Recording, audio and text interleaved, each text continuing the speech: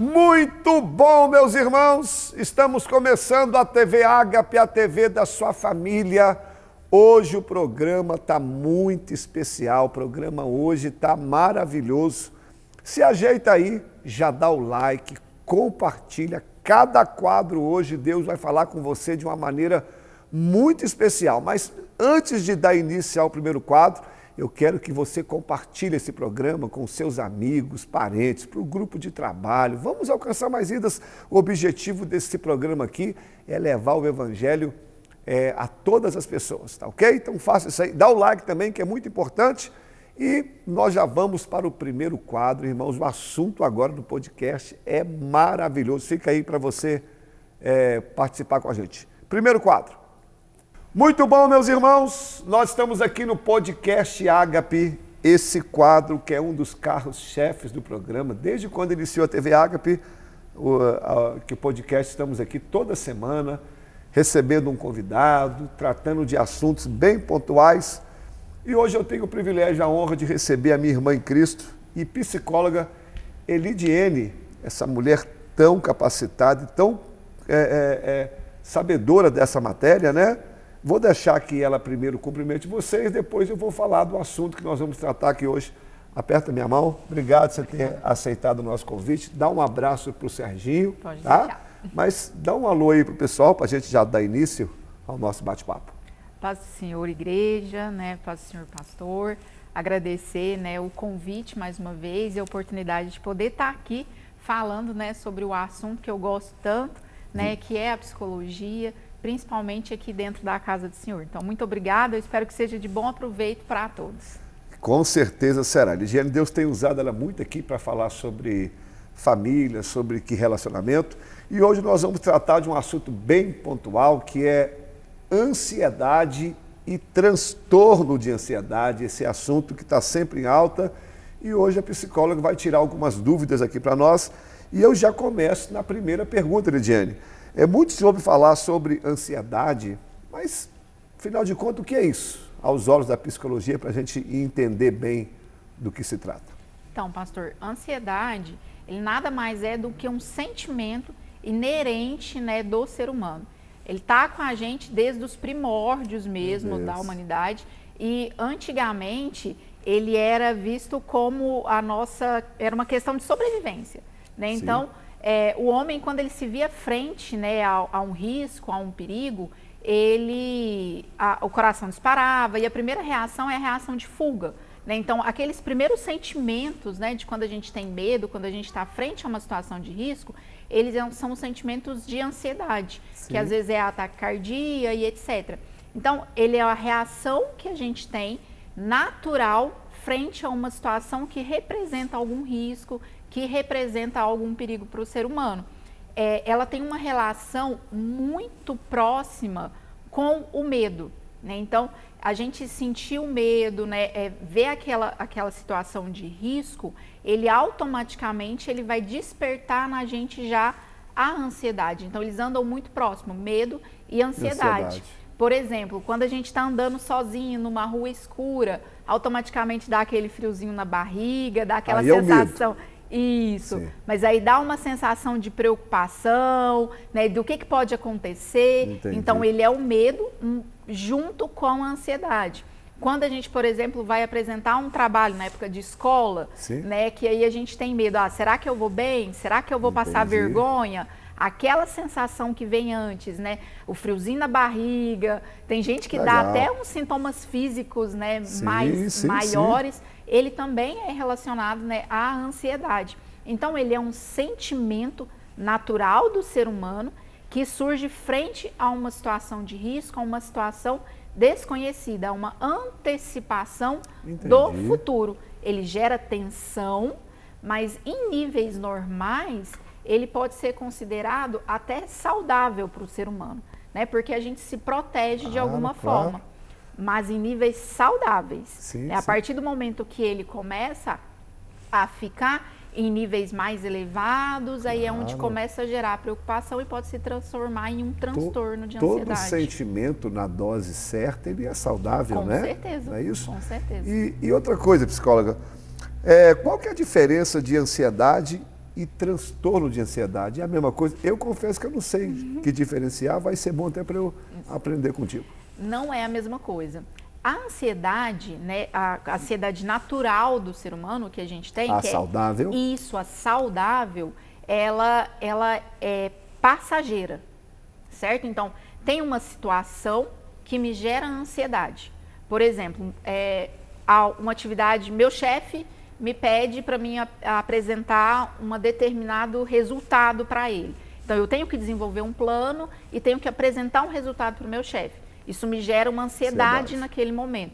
Mas eu consigo desenvolver a atividade e entrego. Sim. Entreguei, acabou a ansiedade e volta à rotina normal. A partir do momento em que eu não consigo desenvolver uma atividade, a partir do momento em que começa a me gerar prejuízos no dia a dia, na relação social, na relação familiar, começa a ser visto como um transtorno de ansiedade. Entendi. Ele está muito relacionado, pastor, com o tempo, certo? A primeira, como eu disse, é passageira. Sim. O transtorno, ele tem relação com o tempo de duração. Quando ele passa a te controlar também ou não? Justamente. É isso, né? Quando você não consegue lidar com isso. Lidar com isso. Quando não tem um começo, um meio e um fim. E principalmente quando ele se estende por muito tempo. Né? Para ser considerado um transtorno, eu não posso estar ansiosa uma semana, 2 dias. Tem que ser realmente a partir aí de um tempo maior, 3, 6 meses de duração, 1 ano, né? Então, assim, é lógico que precisa ter uma avaliação de um especialista, mas ele precisa gerar um prejuízo por muito tempo no cotidiano da pessoa, na vida da pessoa. Entendi. Exemplo, igual eu que falo em público, todas as vezes que eu vou falar, me bate aquele friozinho antes, é natural. Sim. Agora, se esse medo não deixar eu desenvolver a minha palestra, seria já um transtorno. Isso. Porque logo que eu começo a falar, com uns 2 minutinhos, aí a gente já se sente ambientado, né? Justamente. É igual aqui, no início da nossa conversa. Enquanto eu estava sentada ali esperando, Vem aquele friozinho na barriga, perfeito. aquela preocupação. Se quando eu chegasse aqui, me desse aquele branco, aquele bloqueio. Justamente. Se começasse a me dar reações, por exemplo, às vezes, né, de questão emocional, de choro, de eu não conseguir desenvolver, me gerar um prejuízo, aí eu tenho que avaliar se eu já não estou com algum tipo de transtorno. Então aqui eu já faço a terceira pergunta. Quais são os principais sintomas dos transtornos de ansiedade? Os principais sintomas, a primeira coisa que a gente tem que observar é isso que a gente falou. O quanto de prejuízo está me causando. Sim. Né? Prejuízo emocional, prejuízo físico, até às vezes prejuízo financeiro mesmo. Sim. E por quanto tempo isso está levando na minha vida. E aí é o que a gente começou a falar. É uma inquietação, os sintomas, né? Uma preocupação excessiva com coisas, às vezes, que não deveria gerar tanta preocupação, né? Às vezes uma dificuldade de concentração, uma irritabilidade, né? Uma tensão muscular, né? Geralmente dá muita dor aqui, essa tensão aqui sobre os ombros, fadiga, né? Dificuldade para dormir, afeta muito o sono, né? Sensação de, sabe aquela sensação que o pessoal fala, nossa, eu tô com uma dor no peito, coração né? apertado, Isso, né? Justamente, essa sensação constante, né? O coração acelerado, batimentos cardíacos. A batedeira que o pessoal me deu uma batedeira. A mão fria, né? A sudorese que eles costumam falar. Tudo isso são sintomas de ansiedade. Lembrando que se ela for algo passageiro, é normal e é natural, é questão de sobrevivência, é instinto do ser humano. A partir do momento que começa a me prejudicar, aí é um transtorno. E quais os principais transtornos, então, de ansiedade, né? Vai ajudar a gente também muito nisso. Isso. A gente pode identificar, eu separei aqui 5, mas se a gente for buscar, né? Tem mais, né? Nossa, muito mais. Principalmente, pastor, depois da pandemia, começou a ter uma preocupação maior, né, com as questões de saúde mental, porque os transtornos, principalmente de ansiedade, eles começaram a ficar mais visíveis, mais perceptíveis. Então, vou citar o primeiro, que é o TAG, que é o transtorno de ansiedade generalizada. Né? São questões corriqueiras que não deveriam nos dar, né, tanta ansiedade que ele vai gerar. Então, uma pessoa que às vezes por coisas pequenas começa a ter ansiedade o tempo todo. Então, ela não é passageira mais, ela começa a ser no dia a dia. Então, coisas corriqueiras, coisas simples, começam a dar ansiedade o tempo todo. Outro transtorno, né, que é muito conhecido, é o TOC, que é o transtorno obsessivo compulsivo, que é um transtorno de ansiedade também. Eles são pensamentos compulsórios, né? Então, a pessoa, ele tem pensamentos e medos, como que eu posso falar? Que não fazem sentido. Né? Então, por exemplo, uma pessoa que tem TOC... Medo de morrer do nada, seria isso ou não? Seria um medo de morrer do nada, mas seria, por exemplo, medos, às vezes, que não faz nem sentido. Né? Às vezes, medo de sair de casa sem conferir o portão. Ah, entendi. Por exemplo, então, o toque, entendi. Aí o toque, a pessoa, ele precisa ir lá. Será que eu fechei? Será que eu deixei o gás ligado? Justamente. Aí nisso ele tem essa necessidade de conferência e nisso ele gera um prejuízo. Por exemplo, ele começa a chegar atrasado nas reuniões, ele não consegue mais sair de casa. Né? Então o toque, ele tem essa necessidade de conferência e repetição que gera um prejuízo para a vida dele. Outro, a fobia social, que aí é o medo das situações comuns do dia a dia. Por exemplo, uma conversa, um passeio. Então, ele começa a se isolar, começa a se excluir e passa a ter medo disso. Então, isso gera também, um transtorno. Entendi. Síndrome do pânico, que também é outro, né? Muito falado, né? Muito falado, muito conhecido. A síndrome do pânico, ela também é um medo, né, é uma sensação, um desespero que a pessoa tem, então ela é uma crise, né, aguda de medo. Então, é como se fosse a fobia social, que ele tem medo de situações comuns, porém ele tem picos. Né? Então, às vezes eu estou aqui conversando com você... De boa, aí vem a justamente, crise, aí né? vem a crise, que é aquele pico. E ele cessa, só que aí ele pode ser que daqui meia hora aconteça de novo. Né? Então, eles são picos de ansiedade.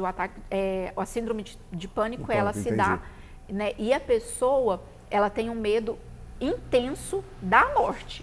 Né? Então, ela tem uma sensação de que naquele momento, ela de fato está morrendo. Então, é um desespero muito grande e para a pessoa é muito real. Né?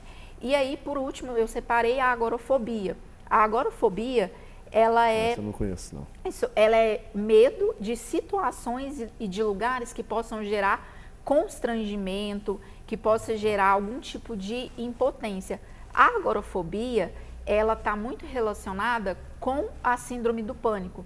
Geralmente, desenvolve-se a agorafobia quando eu tenho uma crise de pânico. Por exemplo, vamos supor que eu tive uma crise de pânico uma vez, 2 vezes, aqui dentro da igreja, por exemplo. Aí eu vou começar a desenvolver um medo de voltar, porque achando às que vezes o lugar vai te causar. Que vai te causar. Entendi. E aí eu começo a relacionar com ambientes, começo a relacionar com trabalho e começo aí a desenvolver e deixar o transtorno ainda mais grave. Então são vários aí, se a gente for procurar. Agora, como que a gente consegue tratar, então, psicóloga, essa ansiedade, filho? Quando a gente está falando, né, sobre ansiedade, sobre saúde mental, principalmente a gente tem que desenvolver bons hábitos. O que eu quero dizer com bons hábitos? Bons hábitos alimentares, atividade física, é aquela receitinha que a gente está ouvindo falar muito, todo mundo bate nessa tecla hoje. Né? Então, o básico, né? Isso, justamente, é aquele básico que ele funciona muito bem. Então, é eu ter consultas regulares, frequentes, eu cuidar da minha saúde, tanto física quanto mental. É buscar um equilíbrio entre o corpo e a mente. Né? E aí eu falo que a dica maior é eu desenvolver um relacionamento também com Deus. O espiritual conta justamente, muito, né? Justamente, o espiritual conta muito. Então, assim, o tratamento, pastor, eu não posso te falar assim, ó, essa aqui é a receita de bolo. Não tem. Entendi. Cada pessoa é única, cada transtorno é único. Então, não tem uma abordagem única. Não, cada pessoa vai sentir o que vai ser melhor e o que vai ser mais resolutivo para a pessoa. Por isso é importante procurar um profissional da área, né? Justamente. Então, para saber qual que seria a solução para ele. Isso. O profissional, ele vai justamente te ajudar a identificar o que está causando o seu transtorno, o que vai ser de fato efetivo para você, porque as minhas vivências... Talvez o que funcionou para mim Não funciona para você? Desculpa. As minhas vivências são diferentes das suas. Então, o que funciona para mim não funciona para o senhor. É verdade. E, de fato, é isso. Por isso, o profissional, ele te ajuda a identificar isso. Ok. Pessoal, pena que o tempo voa, né? Se pudesse, ficava aqui 1 hora conversando com a psicóloga. E para a gente terminar, então, existe cura para ansiedade e transtorno de ansiedade? Não existe cura. Infelizmente, a cura não existe, mas, como a gente conversou antes, existe o tratamento. Né? Então, eu tenho muitas formas, né, de conseguir um autocuidado, um autoconhecimento para que eu consiga, de fato, lidar com isso. Então, é a importância de você procurar psicólogo, psiquiatra, neuropsiquiatra, vai depender muito da gravidade, né, e do meu estado mesmo que eu estou. E o médico, né, ou o profissional, ou o psicólogo, ele vai fazer essa avaliação, né, do que eu preciso naquele momento e vai conduzir da melhor forma possível. Então, assim, é de fato eu buscar estar bem, física, né, social, espiritual, de todas as formas, para que eu consiga, de fato, desenvolver bem uma rotina saudável com qualidade de vida, principalmente. Meu Deus, que aula, hein? Que aula. Psicólogo, para a gente encerrar, faça as considerações finais aí, depois dessa aula que você deu para a gente aqui. Quero que te agradecer, mas despede do pessoal. Despede não, dá uma consideração final primeiro. Claro. Então, gente, só para finalizar, né, eu acho que é muito importante a gente se atentar, de fato, à importância da gente estar bem, né, não só fisicamente, mas principalmente na nossa saúde mental. Né? O autocuidado e o autoconhecimento, ele é muito importante. Então, a gente tem um tripé, eu falo, pastor, que a gente tem, que é estar bem, o corpo, a mente e o espírito. Né? Se a gente não estiver bem, se esses 3 pontos não estiver bem, são a nossa sustentação, a gente não vai conseguir, né, de fato, ter qualidade de vida. Então, é importante a gente estar atento a esses 3 pilares de sustentação para que a gente consiga desenvolver, né, e ter uma vida aí saudável e plena. Muito bom. Aperta minha mão aqui. Obrigado por sempre atender a gente. Vem aqui e dá uma aula para nós. Imagina. Pessoal, que aula, né? Fica aí com a gente, tem muita coisa boa aqui no programa. Espero que você tenha sido edificado, tenho certeza que foi, né? Então vamos lá, vamos para o próximo quadro. Vamos lá, valeu pessoal. Obrigada. Quero agradecer a psicóloga Lidiene, toda vez que ela está aqui, ela dá uma aula para a gente. Meu amigo Zilton, se eu não estiver enganado, eu acho que hoje é o último quadro dele, depois tem um quadro muito bacana. Zilton, qual que é a canção de hoje? Bom, meus amigos, esse é o nosso Cantando a Palavra, onde nós aprendemos um pouco mais sobre aquilo que nós cantamos em forma de adoração ao nosso Deus. E hoje nós vamos falar sobre uma canção que é bastante conhecida no meio cristão. Ela foi lançada no ano de 2018, ela é uma regravação americana, ela foi lançada pela cantora Lauren Daigle. A música americana ela é conhecida como You Say. Durante 2 anos ela quebrou todos os recordes, passando mais de 100 semanas no topo da lista da Billboard de músicas cristãs. E no Brasil, ela foi a música mais ouvida de 2019 e 2020 e a segunda da década, onde ela foi regravada pela Gabriela Rocha. Então, quando você procura entender a raiz dessa canção, a autora, na versão original, ela vai falar que a lembrança dessa música é a identidade e a força que nós buscamos em Deus quando nós somos fracos. Então ela quer dizer que quando eu declaro o que ele diz, ela vai nos trazer força daquilo que Deus nos revela no nosso dia a dia, quando nós nos sentimos inadequados e incapazes para lutar as nossas batalhas.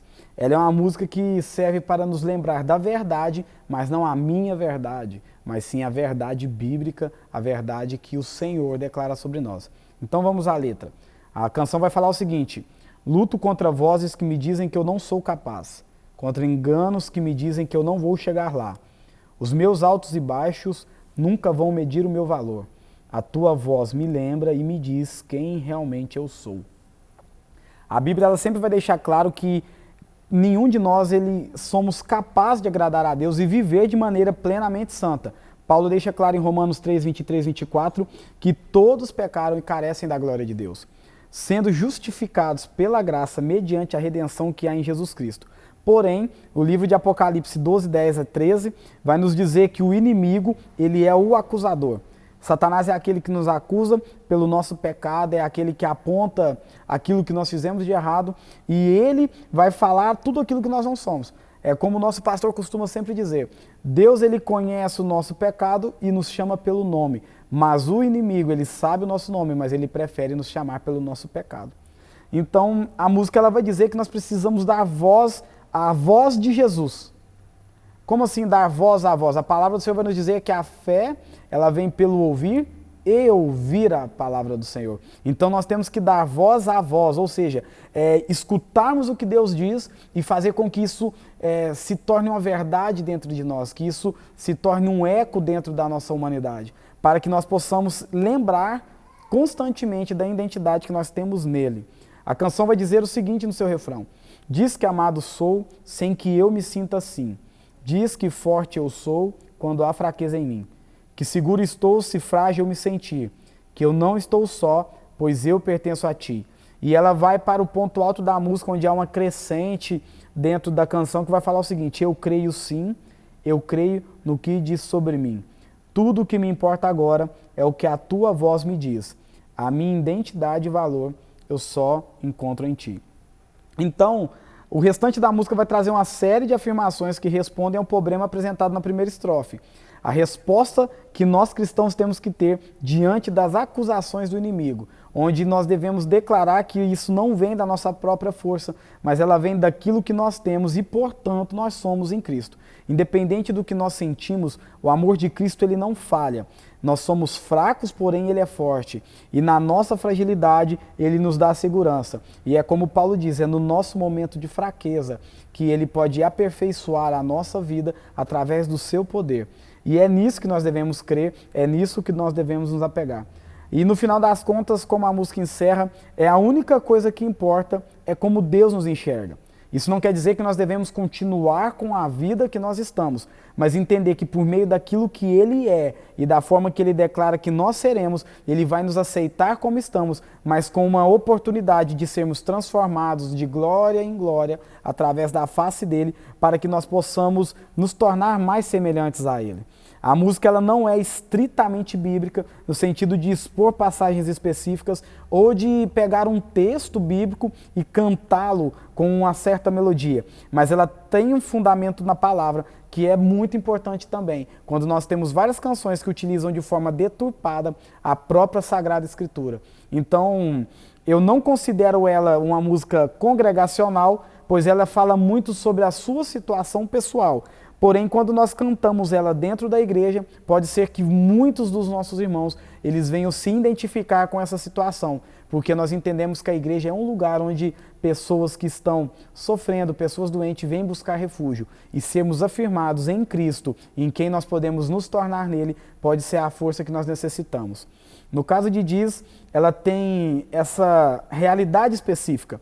Ela tem um espaço muito importante na vida de qualquer cristão, seja no seu dia a dia ou no seu momento devocional. A mensagem é simples, ela é acessível e principalmente para aquele que está começando a sua caminhada com Jesus e conhecendo o Evangelho, ela vai te dar força para permanecer no caminho.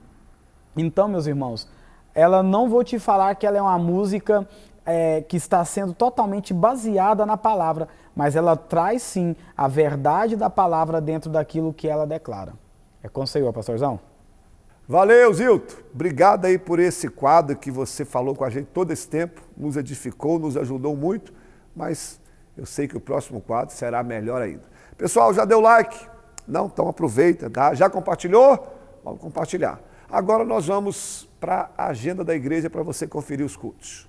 Pessoal, quero passar para você a agenda da igreja, vou te mostrar aqui todos os cultos para você ficar por dentro. Nós começamos aqui na segunda-feira o culto de oração, às 19h30, a gente ora, paga um preço pela igreja, é um culto pilar aqui.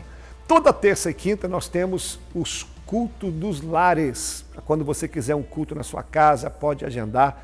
Temos uma equipe aqui bem preparada para levar o evangelho até seu lar ou na vida de alguém que você conhece. Quarta-feira, culto da vitória. Nesse culto nós sempre damos a oportunidade dos pregadores da igreja e, por sinal, temos aqui exímios pregadores e pregadoras. Nesse culto da vitória temos um clamor pelas causas impossíveis, 19h30, te aguardo. Quinta-feira, a TV Ágape, que você está nos assistindo, 21 horas no YouTube, toda quinta-feira esse programa tem falado muito com você. Sexta-feira, culto da palavra, culto de doutrina, culto de ensinamento, onde nós estudamos um capítulo da Bíblia, um personagem, eu mesmo que ministro nesse culto. Eu só não prego esse culto o dia que eu não estou aqui. No sábado nós temos 2 cultos. Temos o culto dos adolescentes às 17 horas, para você ensinar o seu filho desde novinho o caminho da igreja. E às 19h30, culto dos jovens, culto da mocidade. Os jovens se reúnem aqui e é uma bênção só. Domingo, 9 horas da manhã, a nossa escola bíblica, onde nós nos aprofundamos mais num tema, num livro da Bíblia, numa carta, onde a gente cresce mesmo espiritualmente falando nas Escrituras, porque a gente separa um tempo maior, né? E domingo à noite, culto da família, onde nós celebramos ao Senhor, ouvimos uma palavra de esperança e colocamos a nossa semana nas mãos do Senhor. Aqui a agenda da igreja, não esquecendo que nós temos um programa de rádio, às 14 horas, na Rádio Cultura, é só você sintonizar lá. Essa é a agenda da igreja, aguardo você, Deus te abençoe, forte abraço. Igreja Batista Ágape, a igreja da sua família. Agora a Adrila, com um quadro também muito legal. Qual que é o texto de hoje, Adrila? Olá, meus amigos, cumprimento vocês com a paz do Senhor. Hoje nós estamos aqui mais uma vez para gravar o quadro Passagens e Personagens Esquecidos. E hoje eu não vou me atentar a um personagem, mas a 5 mulheres que são esquecidas da Bíblia. Quero falar sobre as filhas de Zelofeade, não sei se você já ouviu falar sobre elas. A história é contada lá em Números 27. E o nome delas é Macla, Noa, Ogla, Milca e Tirza. Mas eu vou falar no geral sobre as filhas para facilitar o entendimento de vocês e é o tempo que nós temos aqui. Bem, quero que você abra a sua Bíblia, como eu disse, em Números 27. Nós vamos ler do versículo 1 até o versículo 11 para você entender do que se trata a história delas.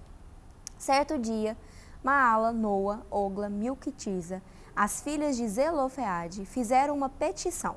Seu pai pertencia a um dos clãs de Manassés, pois era descendente de Éfer, filho de Gileade, filho de Maquir, filho de Manassés, filho de José.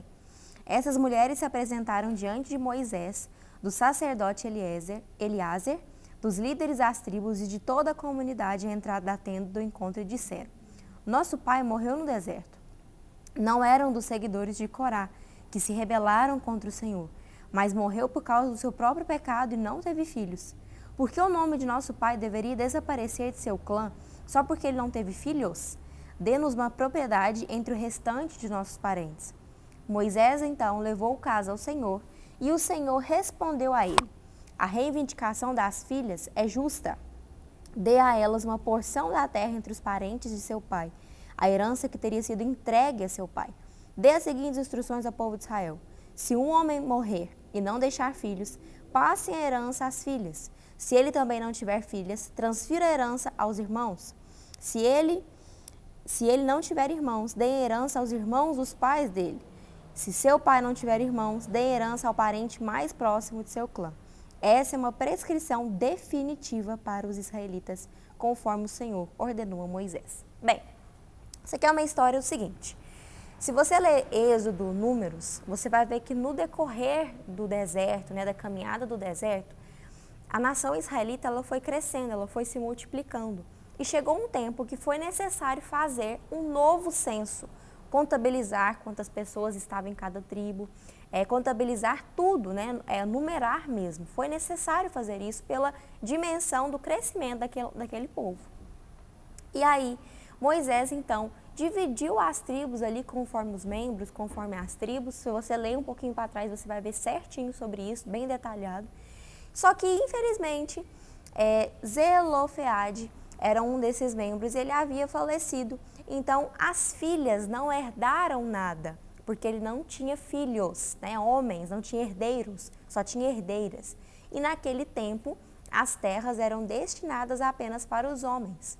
Só que indignadas com essa situação, elas foram diante de Moisés e perguntaram: só porque ele não deixou herdeiros, é justo para nós não ficarmos com terras, não termos terras, nossa descendência desaparecer no meio disso tudo, a gente não pode ganhar nenhuma terra perto aí dos nossos parentes. E Moisés, com toda a sabedoria e toda a humildade, levou isso diante de Deus. E Deus mudou o rumo daquelas mulheres, que até então ficariam ali sem o pai, né, que havia falecido, e também sem terras, se elas não tivessem falado nada. Então, vamos entender um pouquinho do que essas mulheres e do que Moisés nos ensina nessa história. Primeiro ponto, é importante a gente aprender a protestar da maneira correta. Como eu já falei aqui várias vezes, o protesto, né, você levar a sua causa para pessoas competentes, não é errado, mas desde que seja feito da maneira e no tempo correto. Nós temos forma para falar com as pessoas, nós temos forma de abordar as pessoas. E essas mulheres, elas chegaram diante da autoridade que estava ali representada, né, naquele meio, diante de Deus, que era Moisés, e pediram com toda a educação do mundo para que fosse considerada a causa delas. Isso aqui me lembra aquela história daquela mulher que vai diante do juiz e pede insistentemente, né? Ou então aquela mulher que leva, aquelas duas mulheres que levam uma criança pedindo o juiz para julgar a causa delas. E a gente entende que levar as nossas queixas, os nossos problemas àqueles que podem ajudar não é errado, desde que feito da maneira correta. E qual seria essa maneira correta? Reconhecendo a autoridade na vida daquele que Deus já elegeu. Você pode ver que essas mulheres, elas não se rebelaram, elas não entraram naquele montinho de Corá, naquela forma de se rebelar que o próprio povo estava fazendo no decorrer de toda a trajetória ali do Êxodo. Não, elas levaram essa reivindicação diante de Moisés e pediram com toda a clareza e educação do mundo para que a causa delas fosse analisada.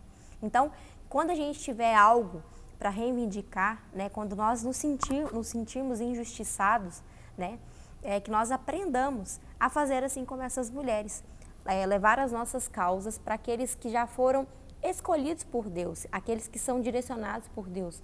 Olha como elas foram sábias.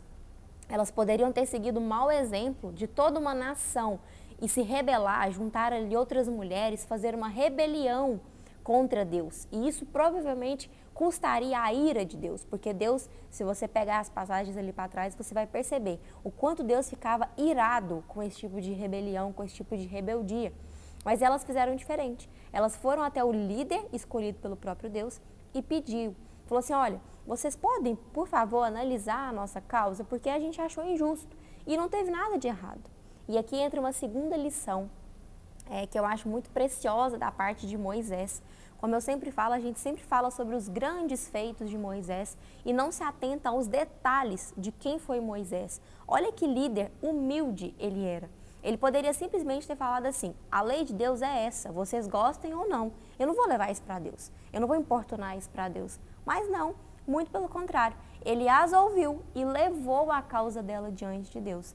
E isso não só fez com que Deus ouvisse, como Deus também transformasse ali a lei para poder beneficiar essas mulheres que estavam sendo injustiçadas. Então, olha para você ver a humildade que Moisés carregava. Não falamos tanto sobre isso, né? Às vezes a gente fala sobre o Mar Vermelho, sobre o Egito, né? E tudo mais, mas Moisés ele também era humilde. Como eu disse, ele poderia ter imposto ali logo de cara e falado, não vou fazer isso, vocês gostem ou não, essa é a lei de Deus e pronto, acabou.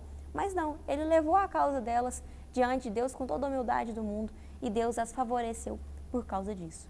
E o terceiro ponto que eu quero entrar aqui é justamente sobre esse. Deus não é injusto. Se nós aprendermos a reconhecer a autoridade daqueles que nos lideram, que cuidam das nossas vidas, daqueles que são chamados por Ele, se nós falarmos com educação, se nós falarmos com respeito diante desses, se nós levarmos as nossas causas no momento e para as pessoas corretas, para que elas analisem, Deus ele é capaz de mudar muita coisa para nos atender. Deus é capaz de modificar, às vezes, que era um decreto, né, daquela época, de que apenas os homens recebiam.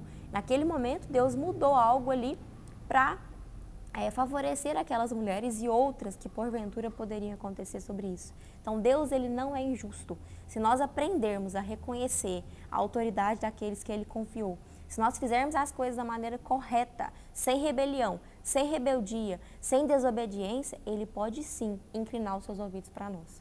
E o último ponto que eu queria tratar aqui, muito se fala na nossa geração de hoje sobre pautas sociais que tentam defender as mulheres, né? Mulheres, às vezes, que acreditam que estão sendo defendidas quando, na verdade, estão sendo cada vez mais maleficiadas, né? Com tantas pautas mentirosas que não trazem liberdade, que não trazem igualdade, mas que, infelizmente, só prejudicam todas elas. Olha, a melhor maneira de nós resolvermos os problemas das mulheres na sociedade, levando direto para Deus, levando para aquele que pode resolver. Quando essas mulheres entenderam a autoridade que estava na mão de um homem, quando elas se submeteram a essa autoridade que estava na mão de Moisés e fizeram com respeito, com educação, com obediência, Deus se atentou para elas. Não precisou que elas se rebelassem, não precisou que elas se manifestassem, não precisou que elas protestassem, precisou apenas que elas reconhecessem e esperassem o tempo correto para que Deus se inclinasse para elas. Então, a melhor forma de resolver os nossos problemas da sociedade, mulheres, é levando as nossas causas para Deus, porque Ele sim é justo para virar os ouvidos para nós, para nos ouvir e para nos ajudar naquilo que nós precisamos. Então, essa é a história das filhas de Zelofeade. Espero que tenha falado com você, assim como falou comigo, e que você continue acompanhando o programa, porque eu sei que tem muita coisa bacana ainda. Até mais. Obrigado, Adriana. Pessoal, chegou o momento da palavra, hein? Fica aí para você ouvir a voz de Deus. Vamos ouvir a mensagem. Meus irmãos, vamos ouvir a palavra. Evangelho de Lucas, capítulo 19, diz assim: Entrando Jesus em Jericó, atravessava a cidade. E eis que um homem chamado Zaqueu, maioral dos publicanos e rico, procurava ver quem era Jesus, mas ele não podia por causa da multidão e por ser ele de pequena estatura. E então, correndo adiante, subiu a um sicômoro, a fim de vê-lo, porque por ali Jesus havia de passar.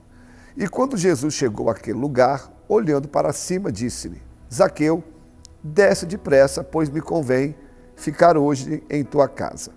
Ele desceu a toda pressa e o recebeu com alegria. E todos os que o viram isso murmuravam, dizendo que ele se hospedara com um homem pecador. Entre mentes, Zaqueu se levantou e disse ao Senhor: Senhor, eu resolvo dar aos pobres a metade dos meus bens, e se em alguma coisa tenho defraudado alguém, eu vou restituir 4 vezes mais. E então Jesus lhe disse: Hoje houve salvação nessa casa, pois este também é filho de Abraão, porque o Filho do Homem veio buscar e salvar aquele que se havia perdido. Nós estamos aprendendo muitas coisas aqui sobre Zaqueu, esse personagem tão conhecido. Das últimas mensagens eu disse que esse homem, aos olhos da sociedade, ele parecia ser um homem feliz. Ele era um publicano, uma posição de destaque dentro do Império Romano. Esse homem era rico, esse homem tinha uma família, esse homem tinha os seus bens. Então, se você olhasse Zaqueu, você poderia falar: esse homem tem a vida que todo mundo quer ter. Poxa, quem não quer ter quem não quer ser rico, quem não quer ter sua casa, quem não quer ter sua família, quem não quer ter seus bens? Porém, Zaqueu tinha uma infelicidade no seu peito. Como que você sabe, pastor? Porque Zaqueu queria ver Jesus. Porque nada pode tirar o lugar de Jesus em nossas vidas. Você pode ter o que for, mas nada pode substituir Jesus. Só Jesus é a nossa alegria, só Jesus nos dá paz, só Jesus enche a nossa vida de gozo e esperança. Mas o texto vai nos ensinar que Zaqueu queria ver Jesus, mas ele não podia. Irmãos, quantas pessoas também que querem ver Jesus, querem ter mais experiência com Jesus, nós queremos estar mais próximos de Cristo, mas nem sempre a gente consegue.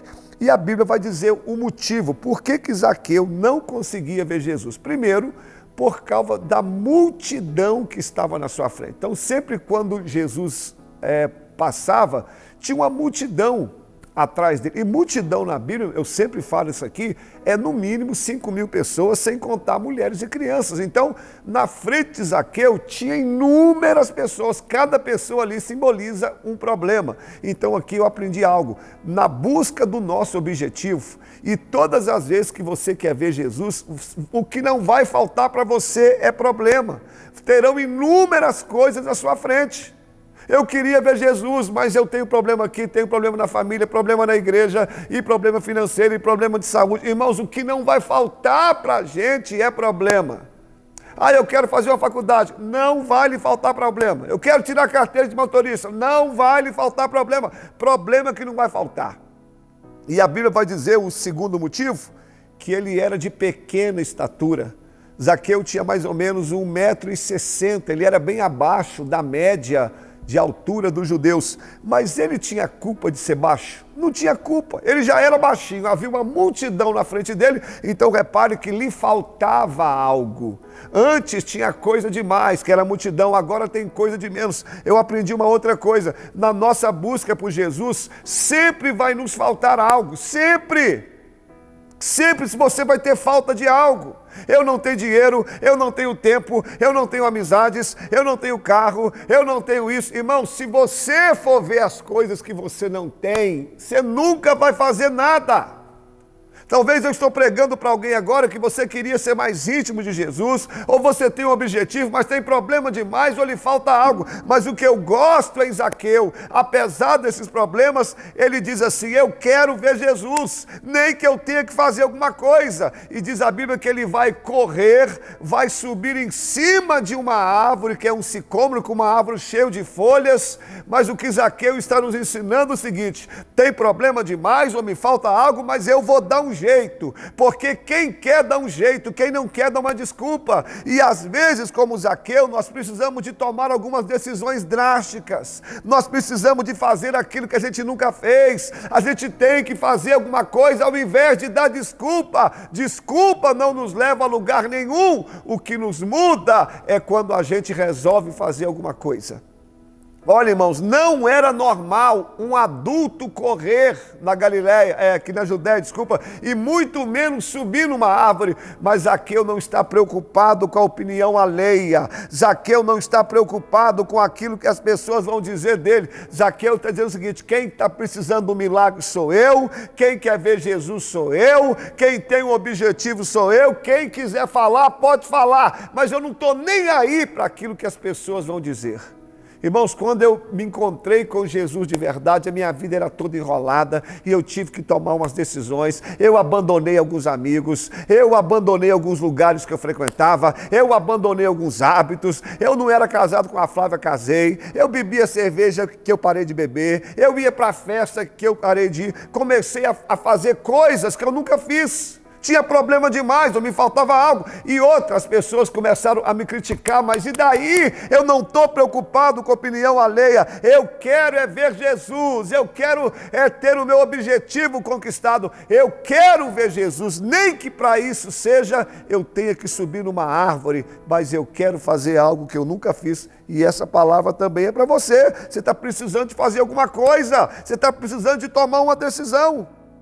E aí, quando Zaqueu está em cima daquela árvore, o sicômoro era uma figueira brava, cheia de folhas. O que Zaqueu estava querendo dizer é o seguinte, eu quero ver Jesus, mas eu não quero ser visto. Afinal de contas, ele era um publicano, e quando Jesus estava andando, Zaqueu estava de olho em Jesus.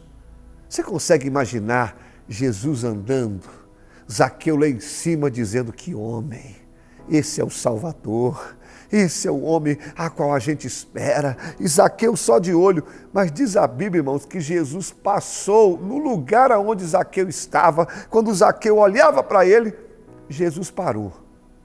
Irmãos, quando Jesus para, a multidão para também. E o pessoal preocupado, o que houve? O que aconteceu? E Zaqueu lá em cima, de repente Jesus olha para cima e vê Zaqueu. Zaqueu, meu Deus do céu, ele me achou aqui. E Jesus diz, Zaqueu, desce depressa, porque hoje me convém pousar na tua casa. Irmãos, como que Jesus achou Zaqueu ali? Querido, como que você vai esconder de um olho que tudo vê? Mas o que eu gosto nisso é que quando Zaqueu queria ver Jesus, na verdade era Jesus que estava de olho em Zaqueu. Jesus não nos perde de vista, Jesus sabe onde nós estamos, Jesus sabe nos encontrar. Não adianta a gente querer esconder, não adianta a gente querer fugir, porque os olhos de Jesus estão sobre nós. Às vezes você vem participar de um culto e você fala assim, gente, mas hoje eu quero vir aqui, eu não quero que ninguém me veja, né? Não quero que ninguém me veja. Aí o pastor começa a pregar, aí você fala assim, gente, mas será que alguém contou a minha vida para o pastor? O pastor está pregando tudo que eu estou passando. Não, irmão, ninguém contou sua vida para a gente. É que Jesus, ele já te viu. Jesus está de olho em você, rapaz. Jesus não perde você de vista. Não há lugar tão alto, tão escondido, que os olhos de Jesus não possam ver. E você acha que você está vendo essa TV Ágape aí à toa? Foi Jesus, rapaz, que te colocou aí. Ele está de olho em você. Ele sabe das suas batalhas. Não há ninguém tão pecador que a graça de Deus não possa alcançar. Zaqueu estava lá no alto, mas a graça de Jesus o alcançou. E para nós já caminharmos para o fim, uma pequena atitude de subir numa árvore, uma pequena atitude, mudou a vida de Zaqueu por completo. Irmãos, uma pequena atitude que você tomar hoje, uma pequena atitude, Zaqueu só subiu numa árvore, e olha o que aconteceu na vida de Zaqueu. Querido, pequenas mudanças trazem grandes resultados. Talvez o que você está precisando hoje é casar. Você mora junto há muito tempo, não casou por quê? Às vezes o que você está precisando hoje é abandonar um vício, é pegar mais firme com Deus, é voltar a orar mais. Uma coisa simples, porque pequenas mudanças trazem grandes resultados. Há mais de 20 anos atrás eu fiz algumas mudanças, pequenas mudanças aos olhos do homem, mas hoje, mais de 20 e poucos anos, olha o que Deus tem feito na minha vida, porque tudo muda quando a gente muda. Qual a decisão que você tem que tomar hoje? O que você tem que fazer hoje? Não é uma coisa grande, não é uma coisinha pequena, mas eu repito, pequenas mudanças trazem grandes resultados. Se você fizer como Zaqueu hoje, subir numa árvore espiritualmente falando, fazer aquilo que você nunca fez, tomar uma decisão drástica, se prepare, porque Deus vai mudar a sua vida por completo. Vamos orar? Semana que vem a gente dá sequência a essa palavra. Então vamos orar. Senhor, nós queremos apresentar as nossas vidas diante do Teu altar. Quero apresentar essa mensagem aqui, Senhor. Às vezes, como Zaqueu, nós estamos precisando de tomar uma atitude, fazer algo que a gente nunca fez, sem se preocupar com a opinião alheia. Uma pequena atitude, como Zaqueu teve, de só subir numa árvore, a vida dele mudou por completo. Senhor, pequenas mudanças trazem grandes resultados. Tem gente me ouvindo agora. Se tomar essa decisão agora, e pode parecer simples, mas a vida deles vai tomar um outro rumo.